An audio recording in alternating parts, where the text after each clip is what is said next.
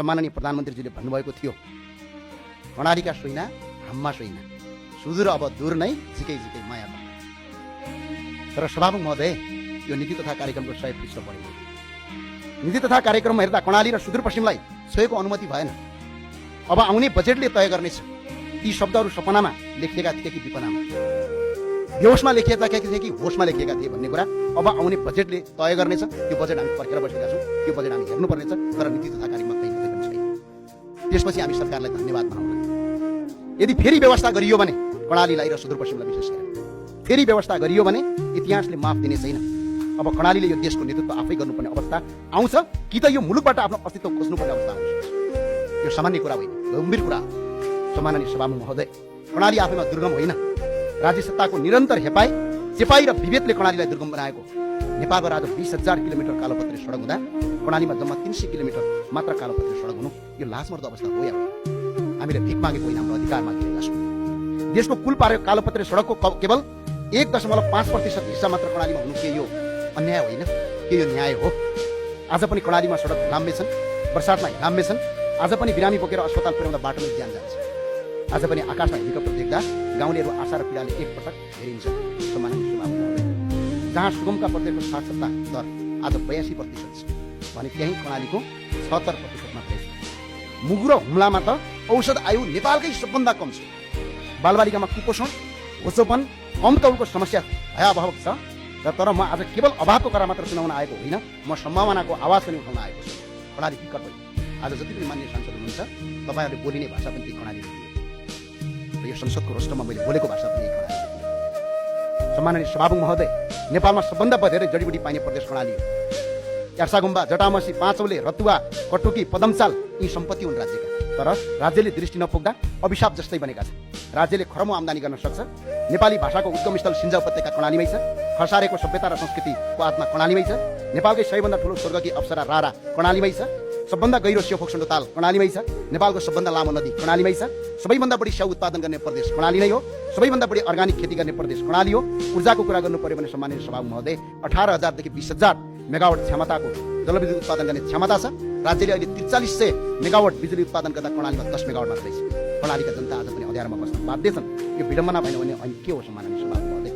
कर्णालीले देशलाई भाषा दियो, कर्णालीले देशलाई संस्कृति दियो, कर्णालीले सभ्यता दियो, कर्णालीले प्राकृतिक सम्पदा दियो, युद्धमा बलिदान दियो, लोकतन्त्रमा आन्दोलनमा रगत दियो। तर बदलामा कर्णालीले के पायो? गरिबी, बेरोजगारी, पलायन, उपेक्षा। अब कर्णाली दया मागिरहेको छैन। अब कर्णाली अधिकार मागिरहेको छ। अब कर्णालीको आश्वासन होइन, न्याय खोजिरहेको छ। म सरकारलाई आग्रह गर्न चाहन्छु, कर्णालीलाई राष्ट्रिय प्राथमिकताको विकास क्षेत्र घोषणा गरियोस्। सडक, स्वास्थ्य, शिक्षा र विद्युतमा विशेष बजेट ल्याइयोस्। जडीबुटी, पर्यटन, कृषि र जलविद्युतमा आधारित आर्थिक क्रान्ति सुरु गरियोस्। कर्णालीका युवालाई आफ्नै ठाउँमा रोजगारी सिर्जना गरियोस्। र म यो संसदलाई सम्झाउन चाहन्छु सम्माननीय सभामुख महोदय, कर्णालीको विकास बिना नेपालको विकास सम्भव छैन। कर्णालीको उज्यालो भए मात्र नेपाल उज्यालो हुन्छ। कर्णाली समृद्ध भए मात्र नेपाल समृद्ध हुन्छ। कर्णालीले भिख मागेको होइन, यो हाम्रो अधिकार हो। यो सरकारले यसपटक त्यो अधिकार परिपूर्ति गर्न सकेन भने संसदमा हामी आन्दोलन गर्छौँ भनेर पनि घोषणा गर्न चाहन्छु म। किनभने यो पटक पटकको हेपाइ भएको छ। एउटा बाटो बनाउनका लागि मन्त्रीको कोठामा जानुपर्ने अवस्था छ। एउटा तपाईँको एम्बुलेन्स किन्दिनका लागि मन्त्रीको ढोका ढकढक्नु पर्ने अवस्था छ।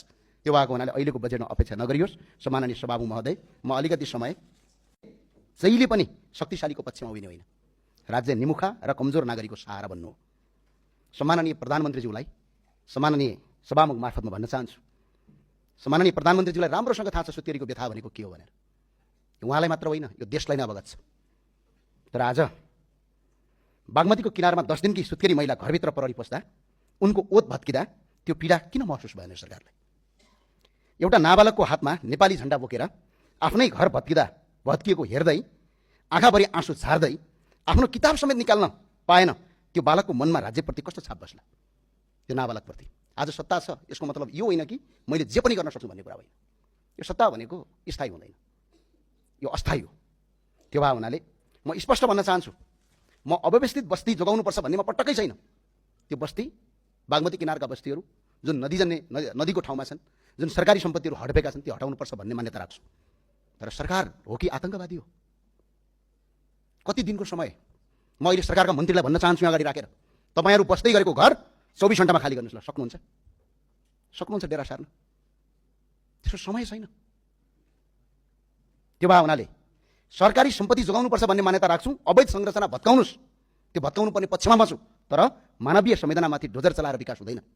सरकारले सुकुम्बासी बस्ती होइन, हुकुमबासीको मानसिकतामाथि प्रहार गर्नुहोस्। आज सत्ता र शक्तिको आँटमा पूर्व मान्यजीले अघि भन्नुभएको थियो, सत्ता र शक्तिको आँटमा कसैलाई जोगाइदैन भने आज सत्ता पक्षका मात्र होइन, मन्त्री परिषदका सदस्यसम्म हुकुमबासी भएका प्रत्यक्ष प्रमाणहरू बाहिरिएका छन्। आज त्यहाँमाथि डोजर किन चल्दैन? त्यसको प्रमाण यो संसदलाई चाहिन्छ। त्यो भएको हुनाले सम्माननीय सभामुख महोदय, चाहे आफ्नो पार्टी होस्, चाहे अर्काको पार्टी होस्, चाहे यो दलको होस्, चाहे दलभन्दा बाहिरको होस्, सुकुम्बासी भत्काउने क्रममा 2 जना मान्छेले आज आत्महत्या गर्नु पर्यो। अब प्रश्न उठ्छ, नागरिकको ज्यानको सुरक्षा राज्यको कर्तव्य हो कि होइन?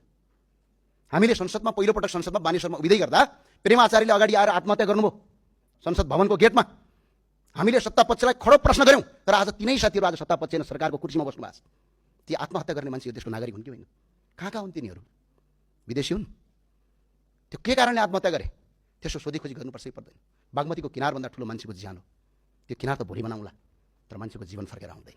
त्यो भएको हुनाले सम्माननीय सभामुख महोदय, विकासका नाममा यदि नागरिक यति निराश बन्छ कि उसले बाँच्ने आश नै गुमाउँछ भने त्यो केवल व्यक्तिको हार होइन, राज्यको असंवेदनशीलताको पनि असफलता हो।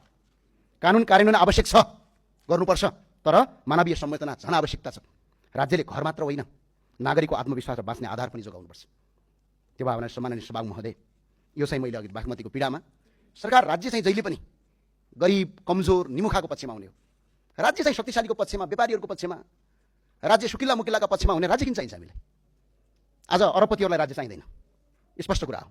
राज्य त्यसलाई चाहिन्छ जसको भोको पेट छ, राज्य त्यसलाई चाहिन्छ जो अन्यायमा परेको छ, राज्य त्यसलाई चाहिन्छ जो निमुखा छ। तर राज्य नै त्यसको पक्षमा उभिँदैन भने यो राज्यको के महत्त्व हुन्छ?